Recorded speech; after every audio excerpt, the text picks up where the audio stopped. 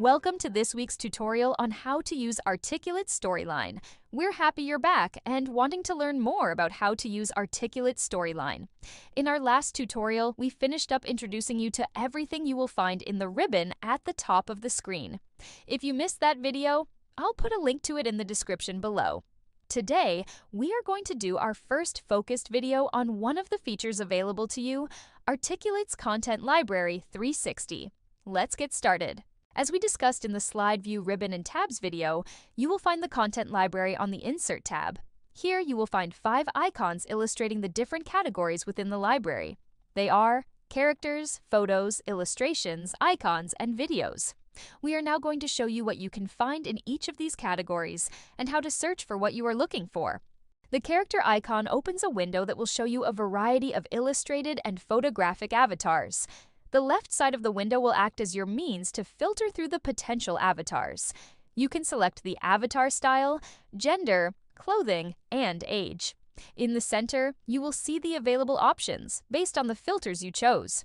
Your selected avatar will then show on the right side of the window.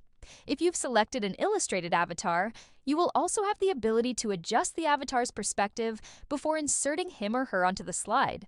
You will see 2 options for the illustrated avatars: Modern and Classic. The classic avatars were the original avatars Articulate developed when they first released Storyline. In general, they are much flatter and more monotone than the modern avatars. Here you can see a comparison of a classic avatar on the left and a modern avatar on the right. As you can see, both of the avatars are women who are minorities and wearing a gray suit with a white blouse. Neither avatar style is better than the other. It comes down to your personal preference and the overall look and feel you want your lesson to have. Think of it as saying you are ordering a steak at a restaurant. Do you want the ribeye or do you want the filet mignon? When you select an illustrated avatar, you then have the ability to select a pose, expression, and perspective. You won't have that option with the photographic avatars. Let's look at some of the options we have for the illustrated avatar. Your first option is expression, and you have 12 possibilities: neutral, happy, talking, thinking, surprised, asking, disappointed, stressed, worried, alarmed, and angry. As you can see, when we select a new expression, our avatar's expression will change in the preview on the right side of the window. The pose may also automatically change, depending on the exact expression you selected. When we selected the angry expression, it changed the pose to arm raised up to her head. The next option is to choose the exact pose you want. In this case, we are just wanting the arms extended at the elbows and not the arms raised to the head. Finally, we want her facing to the left side of the slide, so we select left beneath the preview of our avatar.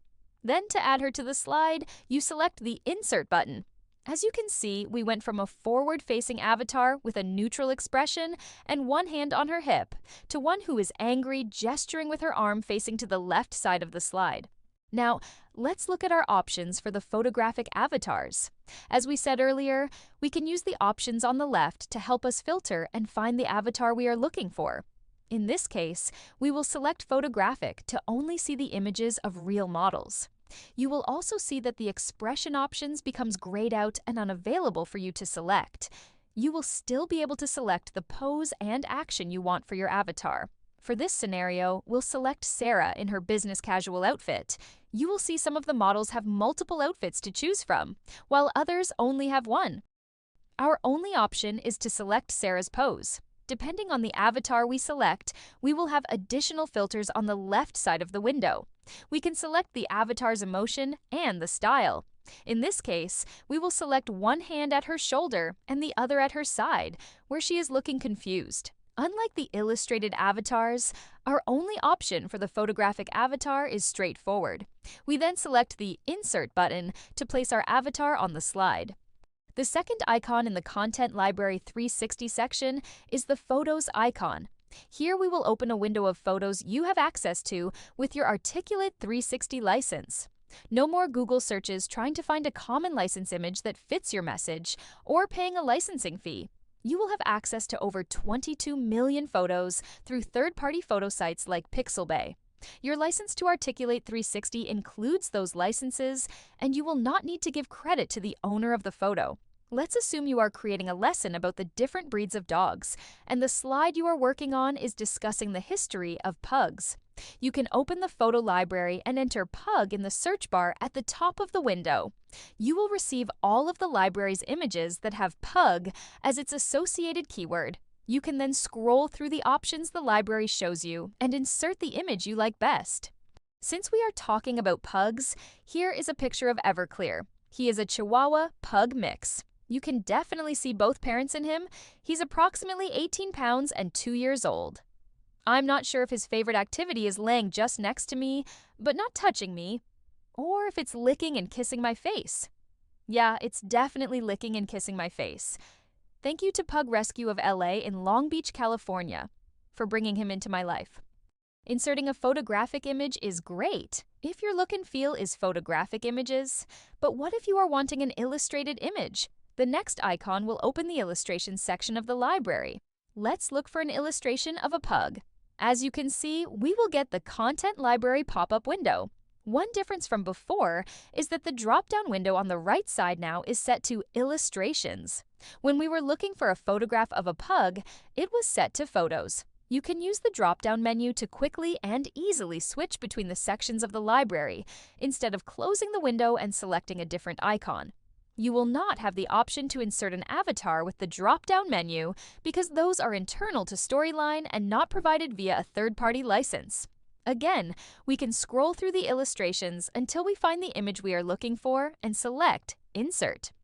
As we continue moving from left to right, we will see the Icons option is next. Selecting this will open the Icons section of the Content Library. Like the other sections, when you first open the window, you will see a blank window with the text entry field at the top, but this time, icons will show in the drop-down menu. Let's look for a pug icon we like and insert it. When you select an icon, it will appear exactly like it appears in the Content Library window. Some icons will be a group of shapes, while others will be a single item. Depending on the icon's programming, you will be able to change the color of specific portions of the icon or the entire thing. This specific icon is a group of shapes, so we can adjust specific portions of the icon along with changing the size of the icon. Notice in this example that we changed the body to a fawn color, representing the pug's natural color, and doubled the size of the icon. One thing to remember as you use icons from the Content Library is that anything in white in the Content Library window will appear as empty space when you insert it into the slide. So, if you are wanting to make the icon something the learner can select, you will want to select an icon that is mostly colored in. This will make it easier for the learner to complete the desired action. The last icon in the Content Library section is Video. Like we said previously, Articulate has licenses with third-party companies that licenses media files for you to use in the e-learning you are developing, and you do not need to give credit or purchase the file. Their licenses also include access to short video files. When you select the videos icon, you will be taken to the video section of the Content Library. When you enter your search term, you will see all of the videos matching your keyword search.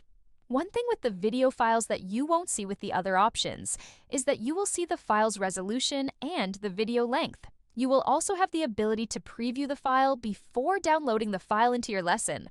Once you've inserted it, then you can adjust it using the Video Tools Options tab. Thank you for spending the last few minutes and for watching this week's video helping you to learn Articulate Storyline. We hope you found it useful and valuable. If you did, please like this video and subscribe to the channel. If there is something about Storyline you want to learn more about, please let us know in the comments. The Pug Grumble says, "Thank you and have a great day."